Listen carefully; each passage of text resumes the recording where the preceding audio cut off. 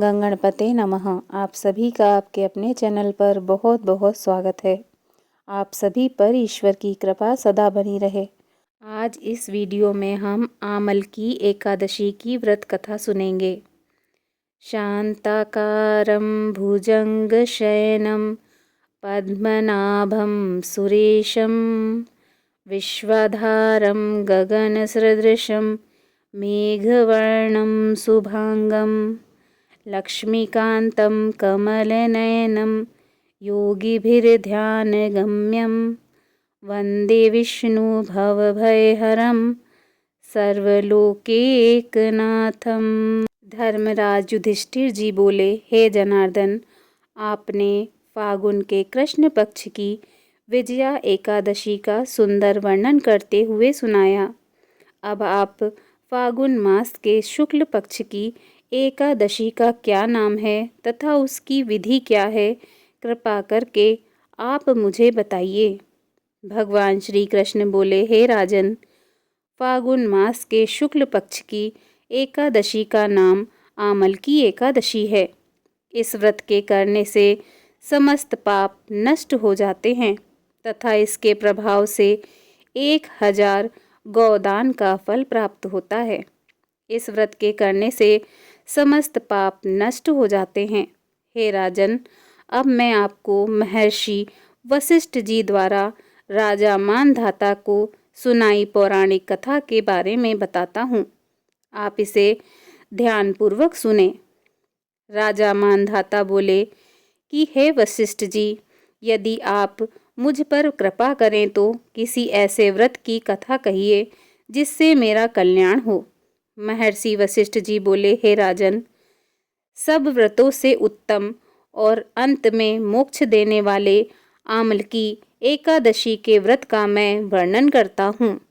यह एकादशी फागुन मास के शुक्ल पक्ष में होती है। एक वेदिश नाम का नगर था जिसमें ब्राह्मण, क्षत्रिय, वैश्य और शूद्र चारों वर्ण आनंद सहित रहते थे। उस नगर में सदैव वेद ध्वनि गूंजा करती थी तथा पापी, दुराचारी तथा नास्तिक उस नगर में कोई नहीं था।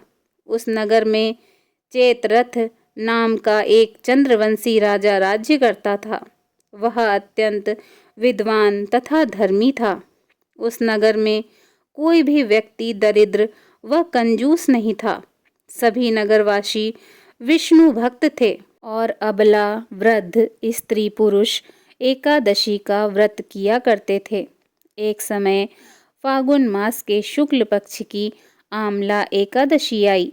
उस दिन राजा, प्रजा तथा बाल, वृद्ध सब ने हर्षपूर्वक व्रत किया। राजा अपनी प्रजा के साथ मंदिर में जाकर पूर्ण कुंभ स्थापित करके धूप, दीप, नैवेद्य, पंचरत्न आदि से धात्री अर्थात आंवले का पूजन किया और इस प्रकार स्तुति करने लगे, हे धात्री, तुम ब्रह्म स्वरूप हो, तुम ब्रह्मा जी द्वारा उत्पन्न हुए हो और समस्त पापों का नाश करने वाले हो। तुमको नमस्कार है। अब तुम मेरा अर्घ्य स्वीकार करो। तुम श्री रामचंद्र जी द्वारा सम्मानित हो। मैं आपकी प्रार्थना करता हूँ, अतः आप मेरे समस्त पापों का नाश करो। उस मंदिर में सबने रात्रि को जागरण किया। रात के समय वहाँ एक बहेलिया आया जो अत्यंत पापी और दुराचारी था।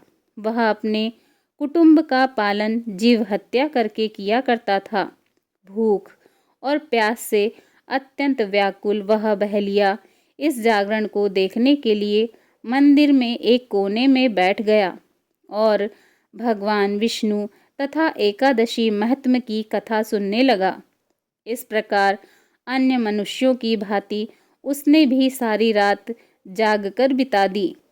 प्रातःकाल होते ही सब लोग अपने घर चले गए तो बहेलिया भी अपने घर चला गया। घर जाकर उसने भोजन किया।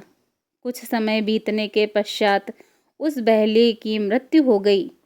मगर उस आमला एकादशी के व्रत तथा जागरण से उसने राजा विदुरथ के घर जन्म लिया। और उसका नाम वसुरथ रखा गया। युवा होने पर वह चतुरंगिणी सेना सहित तथा धन्य धान से युक्त होकर 10,000 ग्रामों का पालन करने लगा।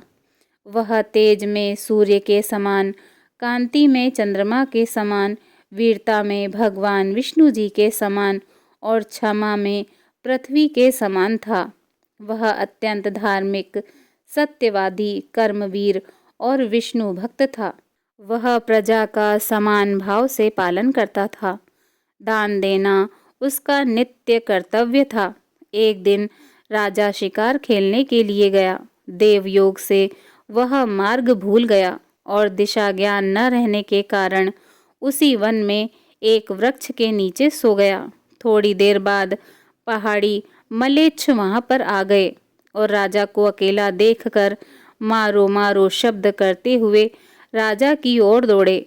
मलेच्छ कहने लगे कि इसी दुष्ट राजा ने हमारे माता पिता, पुत्र, पौत्र आदि अनेक संबंधियों को मारा है तथा देश से निकाल दिया है, अतः इसको अवश्य मारना चाहिए।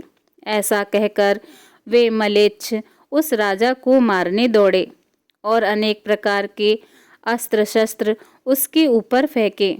वे सब अस्त्र शस्त्र राजा के शरीर पर गिरते ही नष्ट हो जाते और उनका वार पुष्प के समान प्रतीत होता। अब उन मलेच्छों के अस्त्र शस्त्र उल्टा उन्हीं पर प्रहार करने लगे, जिससे वे मूर्छित होकर गिरने लगे। उसी समय राजा के शरीर से एक दिव्य स्त्री उत्पन्न हुई। वह स्त्री अत्यंत सुंदर होते हुए भी उसकी भ्रकुटी टेढ़ी थी। उसकी आंखों से लाल लाल अग्नि निकल रही थी, जिससे वह दूसरे काल के समान प्रतीत होती थी। वह स्त्री मलेच्छों को मारने दौड़ी और थोड़ी ही देर में उसने सब मलेच्छों को काल के गाल में पहुंचा दिया। जब राजा सोकर उठा तो उसने मलेच्छों को मरा हुआ देखकर कहा कि इन शत्रुओं को किसने मारा है? इस वन में मेरा कौन हितैषी रहता है? वह ऐसा विचार कर ही रहा था कि आकाशवाणी हुई, हे राजा, इस संसार में भगवान श्री हरि विष्णु के अतिरिक्त कौन तेरी सहायता कर सकता है?